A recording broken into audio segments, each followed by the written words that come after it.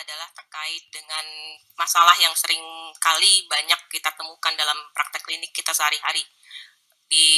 Jadi ini sebenarnya tidak mutlak menjadi milik dari seorang KGEH, karena dokter umum pun akan banyak sekali menemukan kasus-kasus ini maupun dokter-dokter spesialis lain terkait tentang hepatitis imbas obat atau drug-induced liver injury. Ini adalah beberapa tema-tema yang akan kita bicarakan pada kesempatan ini. Jadi sebenarnya drug-induced liver injury atau DILI ini memang kalau kita bicara secara insiden, memang insidennya tidak terlalu besar ya. Tapi ini merupakan hal yang sangat umum yang memberikan dampak pada adverse event dari obat-obatan, dan bahkan bisa menjadi salah satu penyebab post-marketing withdraw dari obat-obatan tersebut.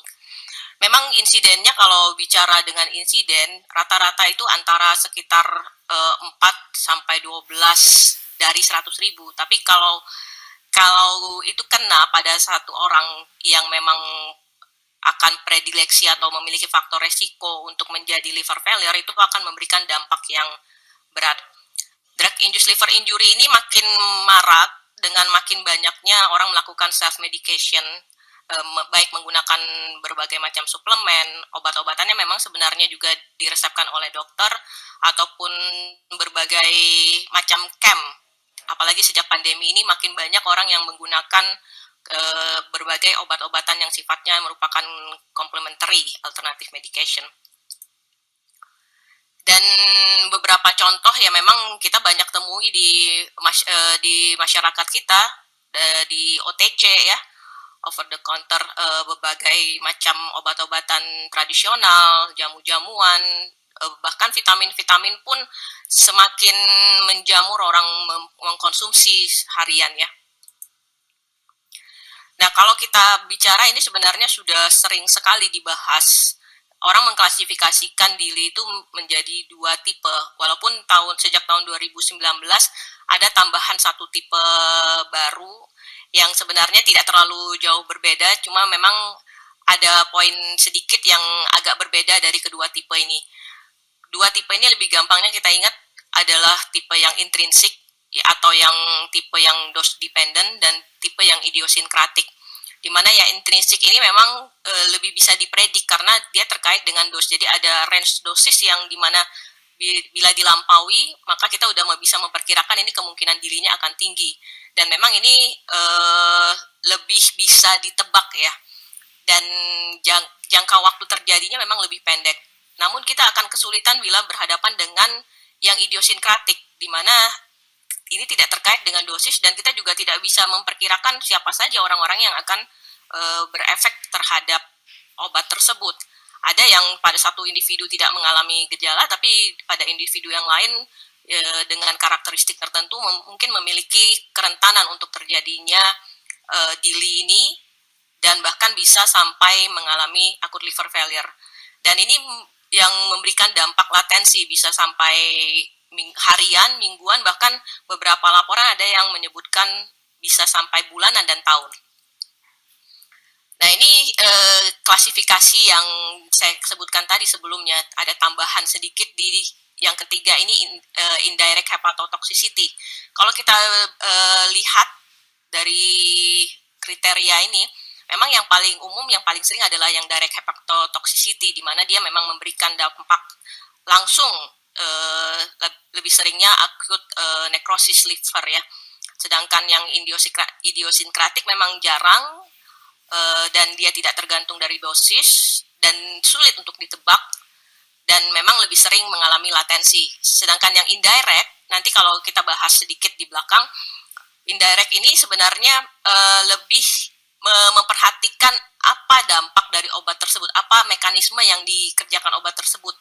Jadi bukan jenis obatnya sebenarnya yang lebih berdampak, dan dia lebih utama terjadi pada orang-orang yang memang punya sebelumnya memiliki penyakit liver yang sudah ada sebelumnya, kemudian dia memberikan dampak yang lebih berat dari penyakit liver orang tersebut.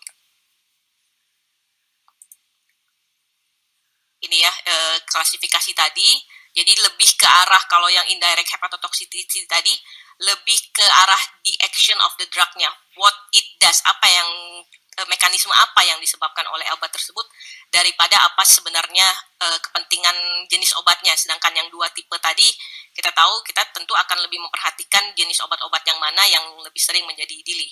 Nah, ini kalau kita bahas sedikit tentang yang indirect drug induced liver injury tadi yang diperkenalkan tahun 2019, bisa dibaca di jurnal NEJM. Jadi merupakan hasil dari action obat tersebut dan memberikan efek berbagai macam manifestasi hepatotoksik dan juga ada immunogenicity. Dan di sini kita lihat bahwa dia injurinya merupakan bentuk induksi atau eksaserbasi dari penyakit liver yang sudah ada pada orang tersebut. Dan memang fenotip ini akan lebih banyak terjadi pada orang yang memang memiliki predisposisi atau underlying disease sebelumnya. Bentuk macam-macam manifestasinya dari DILI yang disebabkan oleh jenis indirect ini, misalnya fatty liver, dia bisa bermanifestasi dalam bentuk fatty liver disease yang merupakan indirect effect dari obat tersebut. Misalnya di sini dicontohkan dari beberapa penelitian itu obat-obat yang menyebabkan weight gain, misalnya risperidon, haloperidol, atau jenis obat-obat yang terkait dengan trigliserid ya. Kemudian bentuk akut hepatitis juga merupakan indirect effect dari anti-cancer kemoterapeutik, dan ada juga bentuk dia berbagai obat-obat agen imunomodulator yang lain. Ini adalah beberapa jenis bentuk dari yang indirect tadi. Nah, ini bisa kita lihat nih, ternyata dia fenotip dari DILI ini banyak sekali macamnya. Ada yang dari mulai akut hepatic necrosis yang biasanya terjadi pada yang tipe direct tadi ya, yang dose dependent, kemudian cuma bentuk enzim elevation, akut hepatitis, bentuk kolestasis, bentuk yang mixed hepatitis, bentuk yang chronic hepatitis, karena dia bisa sampai tahunan ternyata. Memang kita pernah menemukan kasus yang bentuknya bilirubin sampai 20-an ya, dan itu merupakan jadi kasus sulit. Bahkan hasil PA-nya pun terpaksa kita konsulkan ke ahli di Amerika. Bentuk yang jarang memang itu terjadi lebih dari 6 bulan. Kemudian bahkan ada yang bentuk nodular regenerative hyperplasia. Jadi banyak sekali mimicking bentuk dari DILI tersebut. Jadi kalau kita lihat kaitan antara intrinsik dan idiosinkratik DILI ini, jadi memang kalau yang akan lebih banyak memang masih penggunaan istilah intrinsik dan idiosinkratik tadi ya.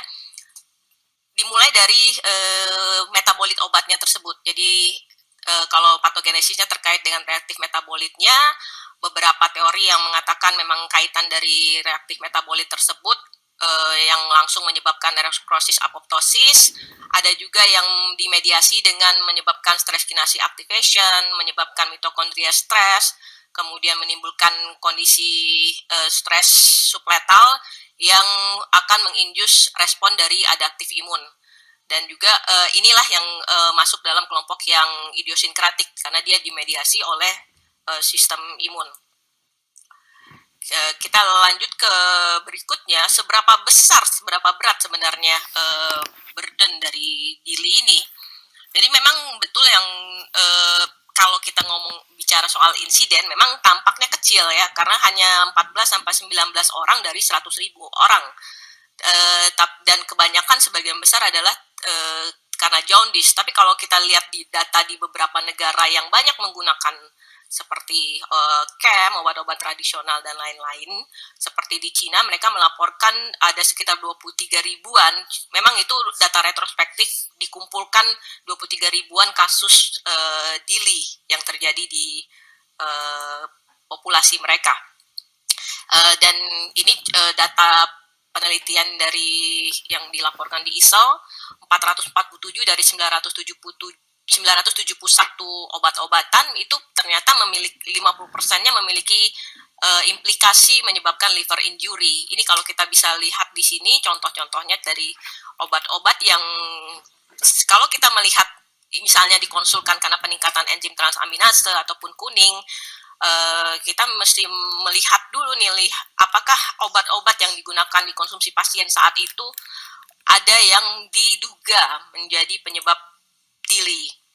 Dan ini memang uniknya, dia memang kalau di daerah Asia Pasifik yang merupakan daerah endemik TB, memang akan banyak kita akan menemukan DILI yang diakibatkan oleh antituberkulosis dan juga penggunaan CAM untuk daerah-daerah Asia Pasifik yang memang banyak sekali menggunakan obat-obat tradisional, herbal, CAM dan sebagainya.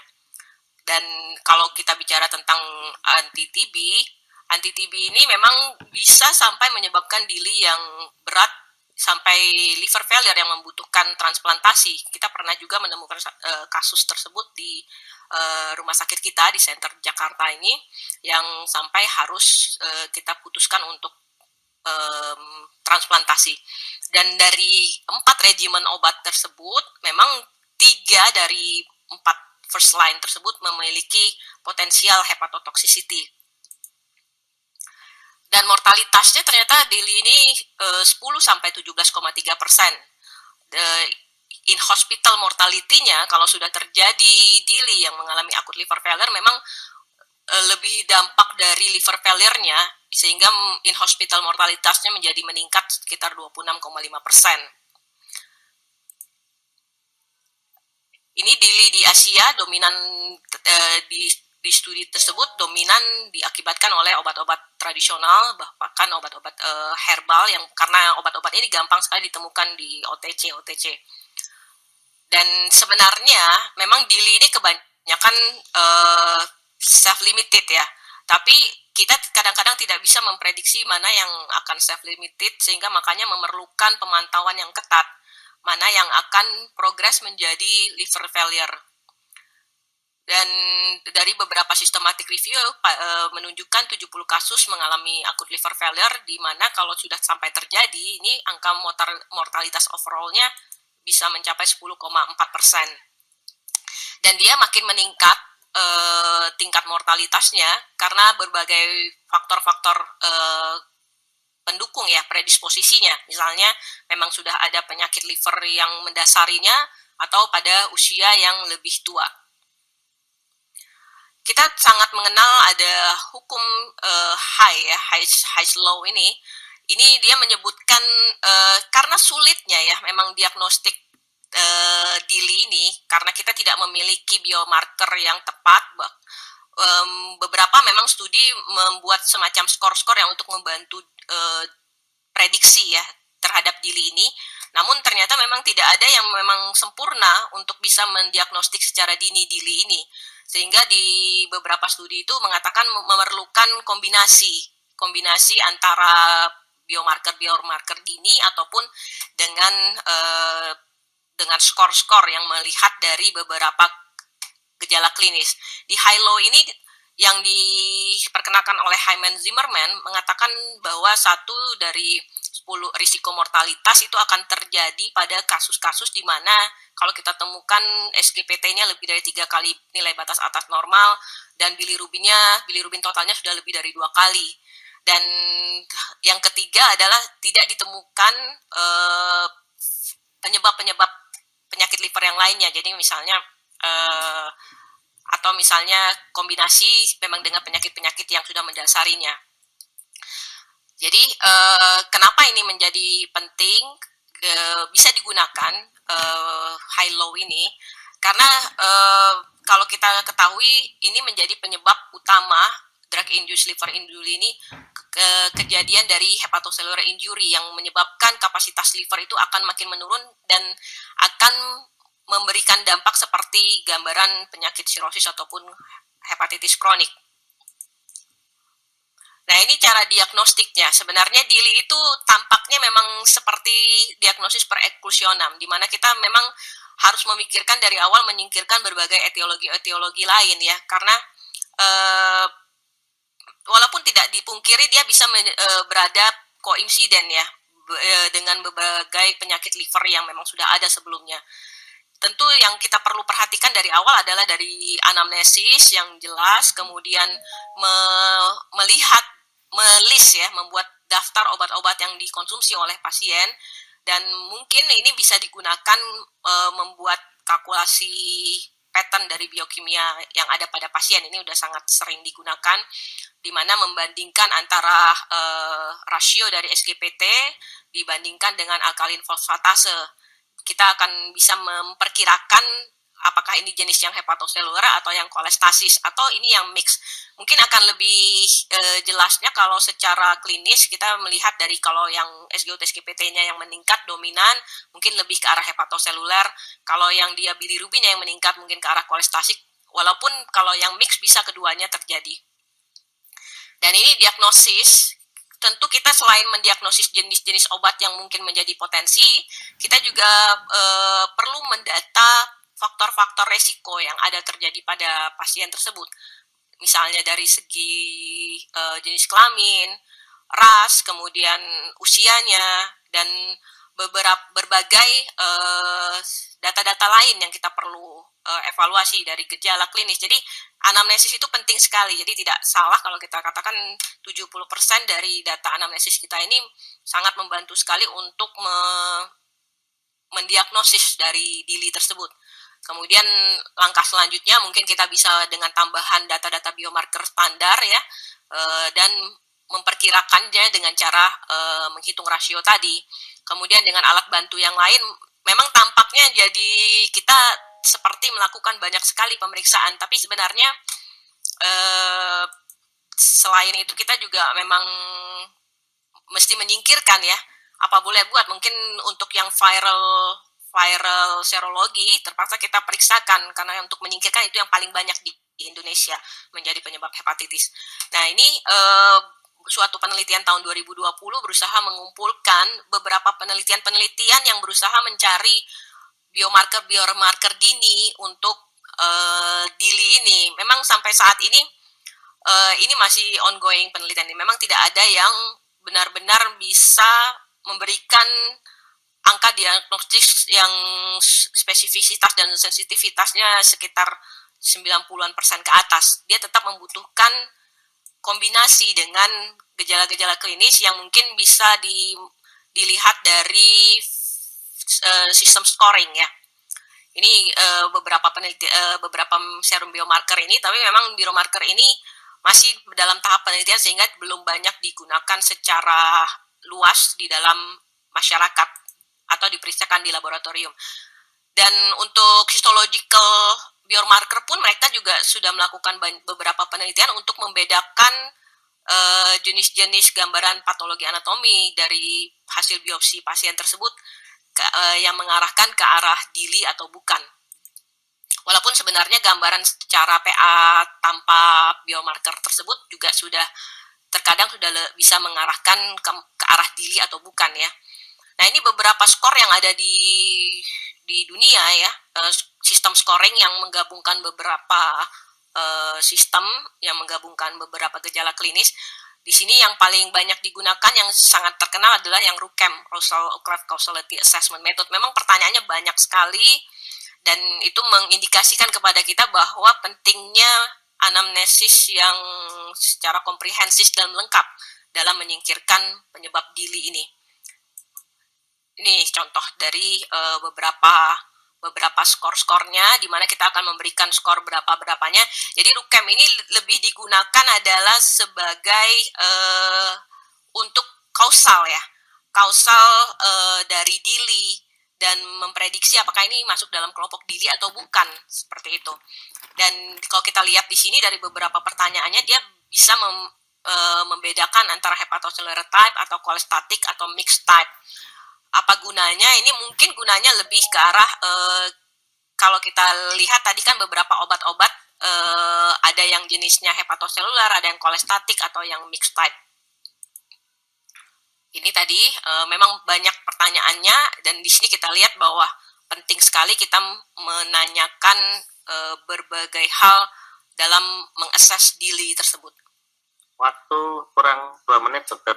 Baik dok, ini sudah mau selesai. Baik, ini sebenarnya prinsipnya yang pertama adalah withdraw agentnya. Jadi kalau kita menemukan DILI, stop obat.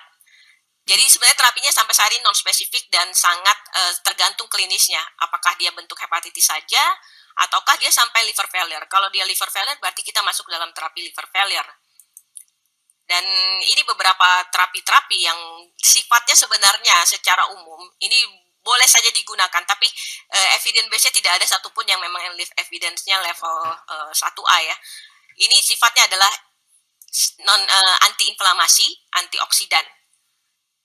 Beberapa jenis terapi-terapi ini. Nah, ini mungkin sedikit yang kita kenal ya, silibin, fosfolipid, sisandra, efeknya adalah sama, antioksidan dengan berbagai mekanismenya, antiinflamasi.